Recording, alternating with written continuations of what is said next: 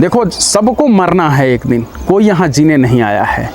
अभी जो हम लोग लड़ेंगे और मरेंगे, इससे देश में क्रांति आएगी, देश जगेगा। हम लोग मरेंगे तो देश जगेगा।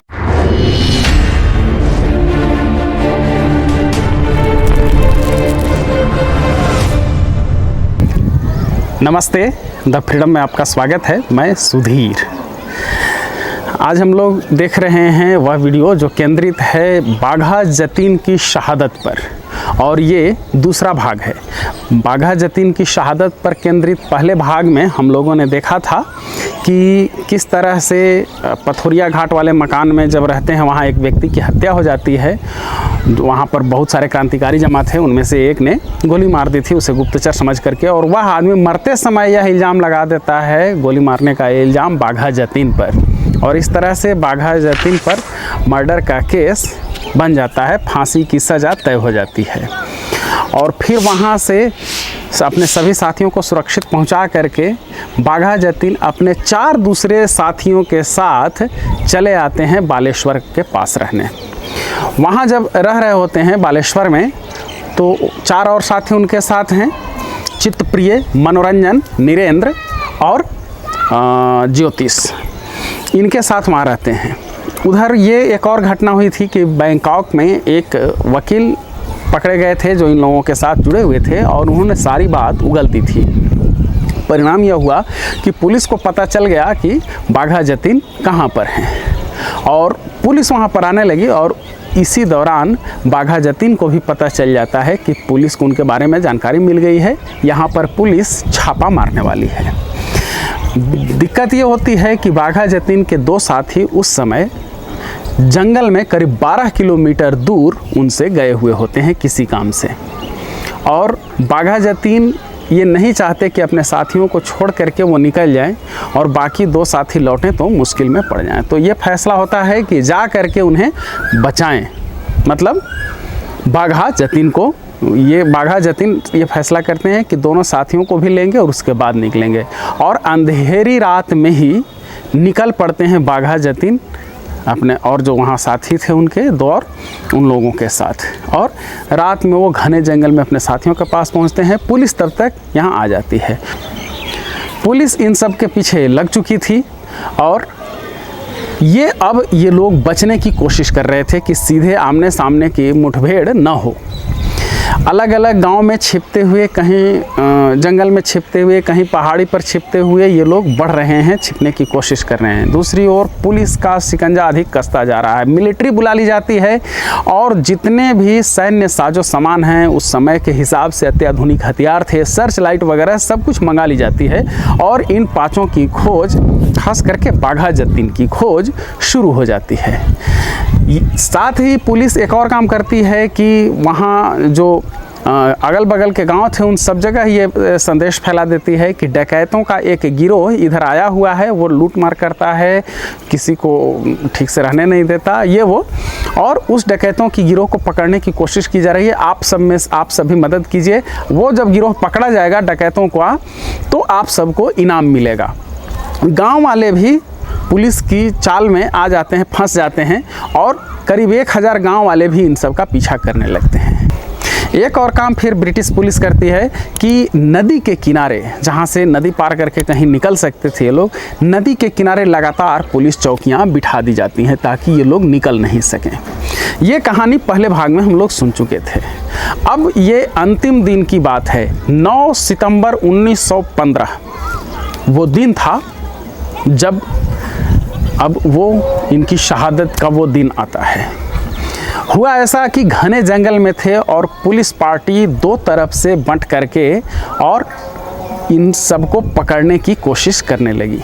सर्च लाइट वगैरह से तलाशा जा रहा था। जंगल से ये लोग निकल करके गांव की तरफ जाने लगते हैं। उस स्थिति में बाघा जतीन के साथियों ने सलाह दी कि आप वेश बदल करके यहाँ से निकल जाइए। आप वेश बदल करके निकल जाएंगे तो फिर अंग्रेज़ों को पकड़ना मुश्किल हो जाएगा, पहचान नहीं पाएगा। लकड़हारे के वेश में, किसान के वेश में या किसी वेश में निकल जाइए। आप रहेंगे तो फिर से संगठन खड़ा कर लिया जाएगा।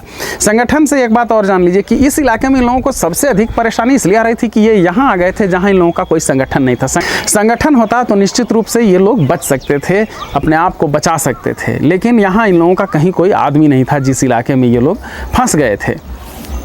और फिर वहाँ से जब साथी ये कहते हैं, बाघा जतीन ने इनकार कर दिया। बाघा जतीन ने कहा कि हम सब जब घर से निकले थे, हम सब अपने माँ बाप के दुलारे हैं। हम सब ने अपने माँ बाप के को कहीं ना कहीं आश्वासन दिया होगा कि हम सब एक साथ हैं, एक साथ मिल कर के लड़ रहे हैं। देखो, सबको मरना है एक दिन, कोई यहाँ जीने नहीं आया है।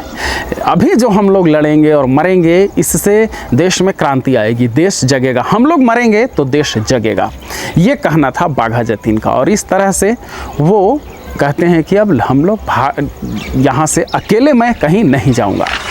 रात बीतने को होती है, उन्हें लगता है कि जंगल में पकड़ाना आसान हो जाएगा, तो वो जंगल से गांव की तरफ जाने लगते हैं और पुलिस पार्टी भी उन लोगों तक पहुंच जाती है। वो लोग घिरने लगते हैं। जब घिरने लगे तो उस स्थिति में पीछे से गोली चलने लगी। इन सब ने भी, पांचों ने, यानी बाघा जतीन, चित्तप्रिय, मनोरंजन, नीरेंद्र और ज्योतिष, इन सब ने भी निशाना साध लिया। खेतों में उतर गए, खेतों में छिप गए। वहाँ पर कुछ खाई गड्ढा वगैरह था, उसमें जा कर के और मोर्चा संभाल लिया और आमने सामने की लड़ाई शुरू हुई। यह क्रांतिकारियों की पहली खुल लड़ाई थी जो आमने सामने से लड़ी जा रही थी। खंदक से लड़ाई लड़ी जा रही थी। आजकल जो सैनिक बनाते हैं बंकर, तो बंकर तो बिल्कुल नहीं कहा जा सकता कि ऊपर से उस तरह से छाया हुआ था या उस डिज़ाइन था, लेकिन करीब उस तरह से, ठीक है।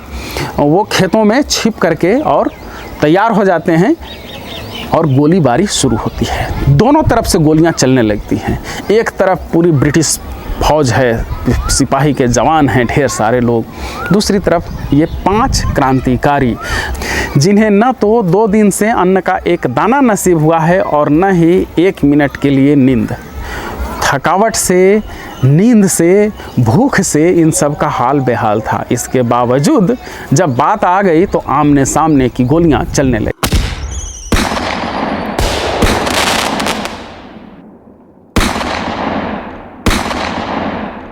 लेकिन कब तक लड़ सकते थे? 5 इस तरह से थके हुए, थके मांदे क्रांतिकारी, दूसरी ओर ब्रिटिश फौज, गोलियां चल रही हैं। फिर भी हुआ ये कि धीरे धीरे क्रांतिकारियों की गोलियां खत्म होने लगी। चित्तप्रिय ने एक निशाना साध करके एक अंग्रेज पुलिस अफसर पर गोली चलाई। जो गोली थोड़ी सी मिस की और उस अंग्रेज अफसर की टोपी उड़ गई। वो आगे की तरफ बढ़ा चला आ रहा था। उसकी टोपी जब उड़ गई, वो फिर पीछे की तरफ भाग गया। लेकिन इस दौरान वो जो पुलिस थी, उन लोगों ने देख लिया, पुलिस के जवानों ने, कि कहाँ कौन कौन छिपा हुआ है। और ये जब निकले बाहर गोली चलाने के लिए, उसी समय इन्हें कई गोलियां लगती हैं और चित्तप्रिय वहीं शहीद हो जाते हैं लड़ते हुए ही। बाकी साथियों को भी गोलियां लग रही हैं, शरीर से खून निकल रहा है, लेकिन लड़ रहे हैं। अब स्थिति यह होती है कि बाघा जतीन खून से लथपथ हो चुके हैं। अब उनसे हाथ पैर चलाया नहीं जा रहा है। वो बहुत मुश्किल में फंस गए थे और उस स्थिति में अपने साथियों को अब समझाते हैं कि अब इस युद्ध का कोई मतलब नहीं है। अब इस युद्ध को हम लोग जीत नहीं सकते और न ही यहाँ से हम निकल सकते हैं। तो ऐसा करो कि बेहतर यह है कि आत्मसमर्पण कर दो, अब आगे लड़ाई मत करो।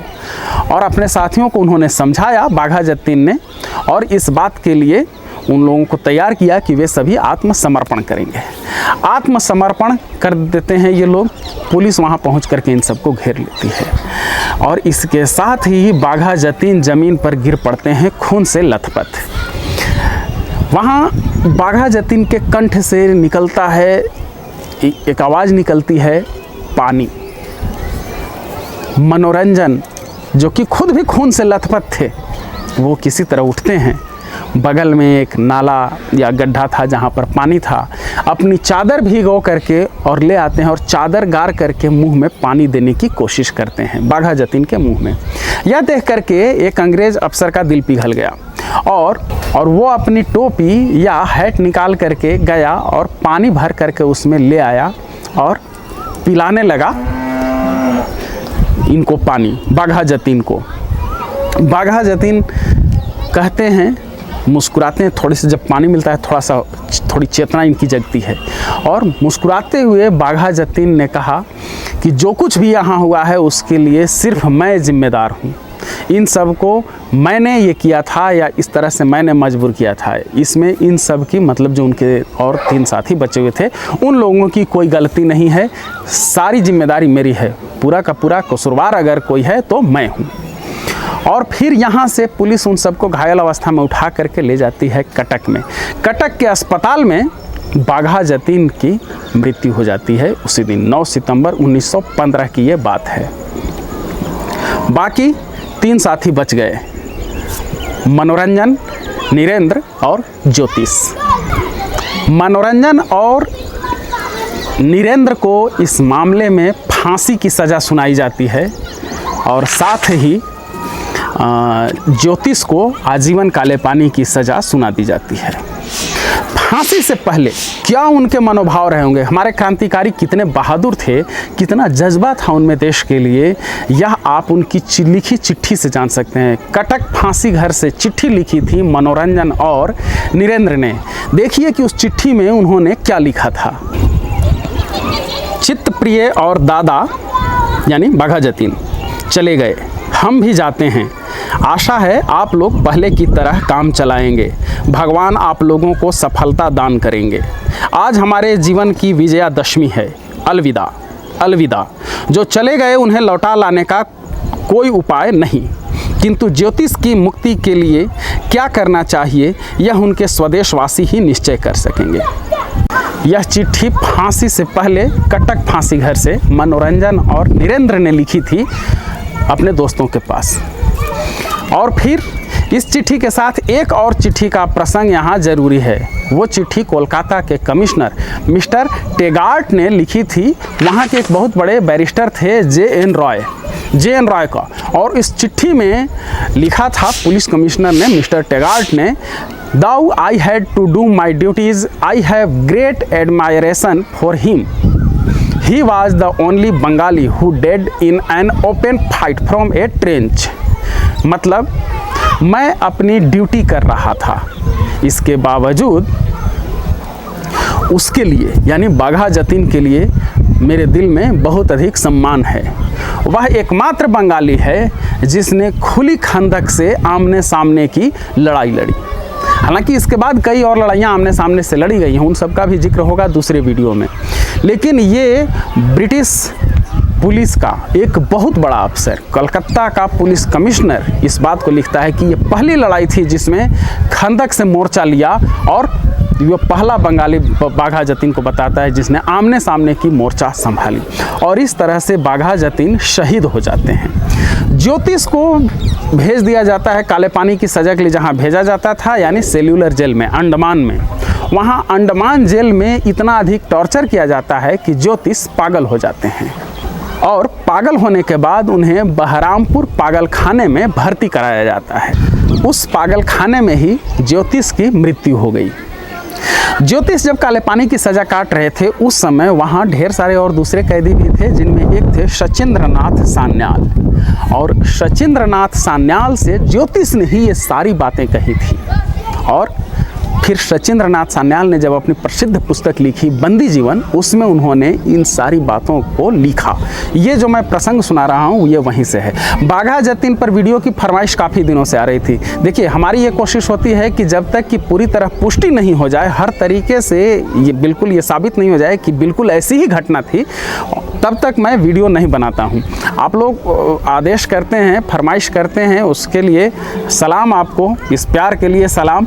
लेकिन हमें शोध करना होता है, हमें खोजबीन छानबीन करनी होती है, खोज करनी होती है। और कोशिश ये भी होती है कि उस घटना में, जो भी क्रांतिकारी पर केंद्रित घटना है, कोई ऐसा व्यक्ति जो खुद अगर उस घटना में इन्वॉल्व हो, शामिल हो, उस व्यक्ति की जुबानी, उस व्यक्ति का क्या कहना था उस मामले में, उस पर उसको ही केंद्र में रह करके वीडियो बनाया जाए। तो ये बाघा जतीन की शहादत की कहानी थी।